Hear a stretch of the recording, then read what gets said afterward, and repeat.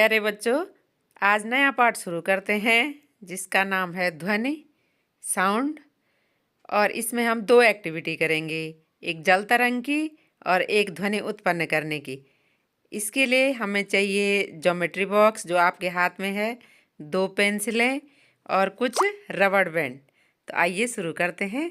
ये मेरे हाथ में क्या है, एक ज्योमेट्री बॉक्स, और इस ज्योमेट्री बॉक्स में ये लगा हुआ है एक रबड़ बैंड। अगर इसके अंदर आप ये 2 पेंसिलों को लगा दो तो इसमें और तनाव आ जाएगा। किसमें?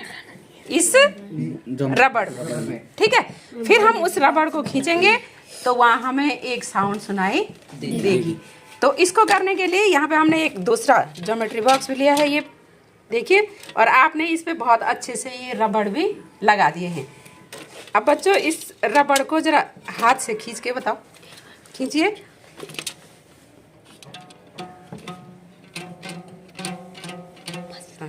एक उंगली से खींचिए।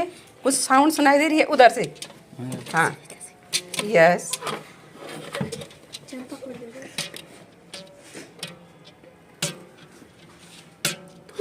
तो इससे आप क्या समझ रहे हैं? आप ये समझ रहे हैं कि कंपन करती हुई कोई वस्तु ध्वनि उत्पन्न कर रही है। जब किसी वस्तु में क्या होता है, कंपन होता है, तो वह वस्तु ध्वनि उत्पन्न करती है। जैसे आप अपने स्कूल की घंटी को सुनते हो, आप एमडीएम में भोजन करते हो, कभी गलती से थाली अगर हाथ से गिर जाती है तो बहुत तेज ध्वनि आती है। इसका मतलब क्या होता है, उसमें कंपन उत्पन्न हो रही है, और कंपन करती हुई वस्तुएं ही ध्वनि उत्पन्न करती है। समझ गए?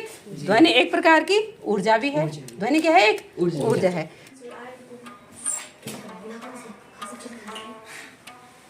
कोई छोटी सी और केवल एक ही तार को खींच दो। यह तो आप क्या समझ रहे हो इससे? मैम, कंपन से ध्वनि उत्पन्न होती है। कंपन से ध्वनि उत्पन्न होती है। अब भूलोगे तो नहीं?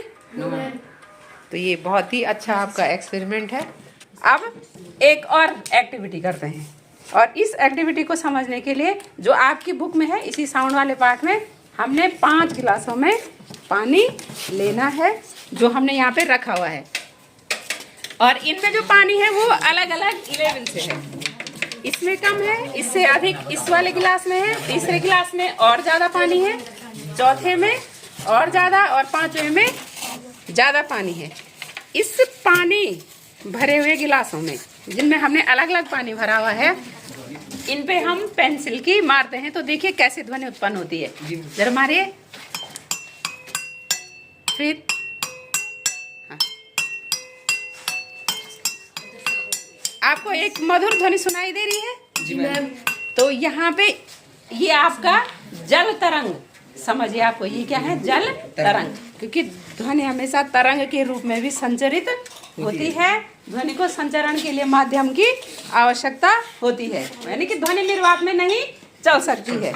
और यहाँ पे आप देख रहे हैं कि किसी गिलास में बहुत मधुर ध्वनि आ रही है दूसरे गिलास के कंपैरिजन में। इसका मतलब क्या हो गया? यहाँ आवृत्ति अधिक हो रही है। ठीक है, आवृत्ति और तीव्रता से भी इसका अभिप्राय है, और जिसको कि हम आगे पढ़ेंगे। ठीक है, समझ गए?